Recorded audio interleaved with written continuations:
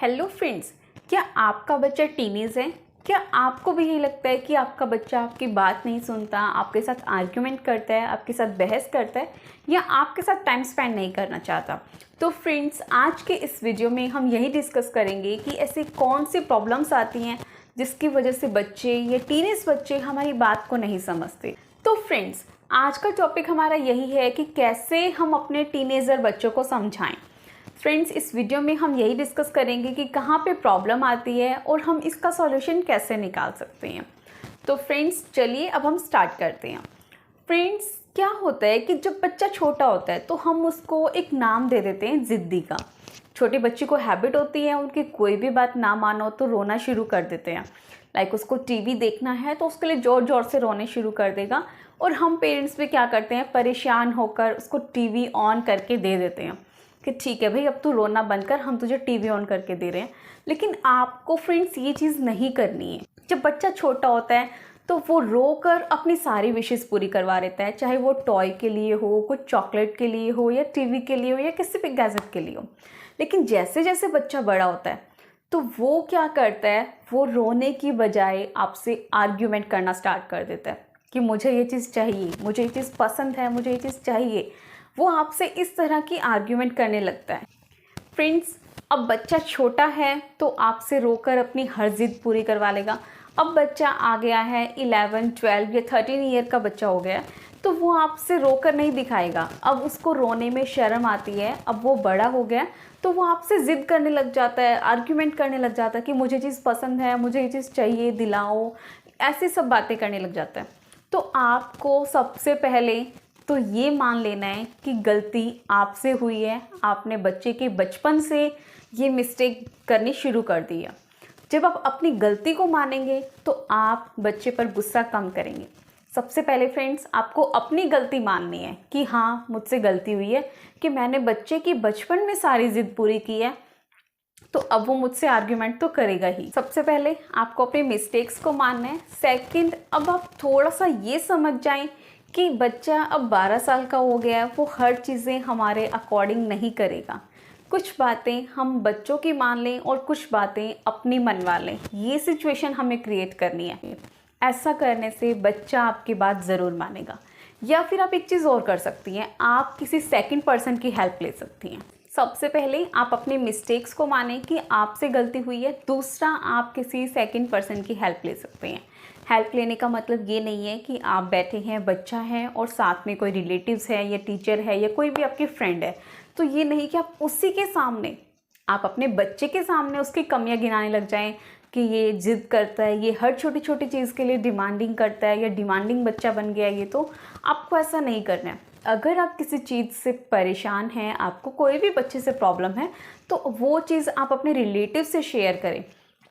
Friends, बच्चों को दूसरों की बात बहुत इजीली समझ में आती है। आप कोई टीचर की भी हेल्प ले सकती हैं। लाइक आप पीटीएम में कोई टीचर से पर्सनली डिस्कस कर लें और फिर वो चीज़ टीचर उसी दिन ना कहकर बल्कि बच्चे को नेक्स्ट डे बच्चे को बोलें, तो इससे बच्चों पर बहुत ज़्यादा इफ़ेक्ट पड़ता है।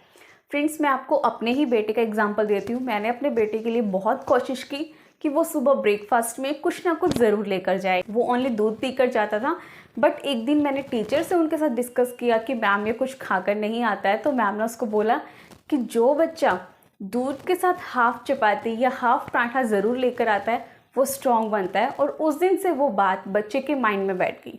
तो फ्रेंड्स, आप किसी टीचर की या किसी रिलेटिव की हेल्प ले सकते। फ्रेंड्स, अब हमारा आता है सेकंड पॉइंट कि हम पेरेंट्स बच्चों को गुस्सा किस बात पर करते हैं। लाइक जब बच्चे टीनेजर हो जाते हैं तो हम पेरेंट्स सिर्फ बच्चों को एक ही चीज़ के लिए गुस्सा करते हैं कि वो पढ़ता नहीं है।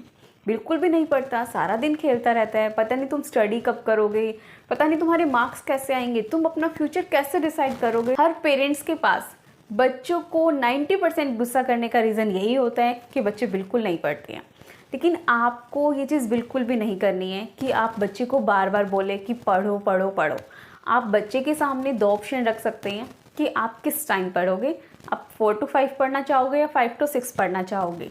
या हम पेरेंट्स एक और मिस्टेक कर देते हैं कि हम अपने बच्चे को अप्रिशिएट करना भूल जाते हैं।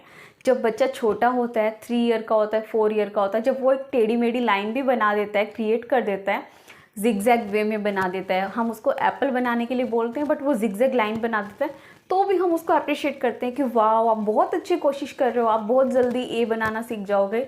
बट अब हम उस टाइम पे तो बच्चे को हमारे वाव का मतलब भी नहीं पता होता, लेकिन फिर भी हम उसको इतना सपोर्ट करते हैं, उसको इतना अप्रिशिएट करते हैं। तो अब क्यों भूल गए हैं हम पेरेंट्स अपने बच्चों को अप्रिशिएट करना कि वाओ आप तो बहुत अच्छी कोशिश कर रहे हो, आप तो बहुत अच्छे से पढ़ोगे, आप तो बहुत अच्छे से अपने मार्क्स लेकर आओगे। तो फ्रेंड्स, अब जब बच्चा समझने लगा है तो हमें भी अप्रिशिएट करने की अब ज़्यादा ज़रूरत है। हम पेरेंट्स क्या करते हैं, बच्चे के कोई 2 सब्जेक्ट में अगर बच्चा वीक है तो उसकी उस कमियों को लेकर बैठे रहते हैं कि तुम तो जीके अच्छे से करते ही नहीं हो, तुम तो मैथ्स के सम सॉल्व करते ही नहीं हो, तुम्हारी तो इंग्लिश अच्छी नहीं है। बट जिस चीज़ में बच्चा अच्छा है उस चीज़ के लिए हम उसको अप्रिशिएट ही नहीं करते कि वाओ आपने इतने अच्छे से हिंदी की, आपने इतने अच्छे से साइंस में इतने अच्छे मार्क्स लेके आए हो, आप इतना इजी कैसे कर लेते हो, सबसे तो नहीं होता। तो आपको इस तरह से अपने बच्चों को अप्रिशिएट करना है ताकि वो और चीज़ों में भी परफेक्ट करने की, और चीज़ों को बेटर सब्जेक्ट बनाने की कोशिश करें। बच्चों की कमियों के पीछे नहीं भागना है, उसको अप्रिशिएट ज़रूर करना है। जब आप अपने बच्चे को अप्रिशिएट करने लग जाएंगे ना, आप 15 to 1 मंथ में ही आप अपने रिजल्ट देख सकते हैं। यहाँ तो हम टीनेजर बच्चों की बात कर रहे हैं, लेकिन अगर हम मदर्स को भी थोड़ा सा अप्रिशिएशन ना मिले तो हमारा भी किसी काम को करने का मन नहीं करता।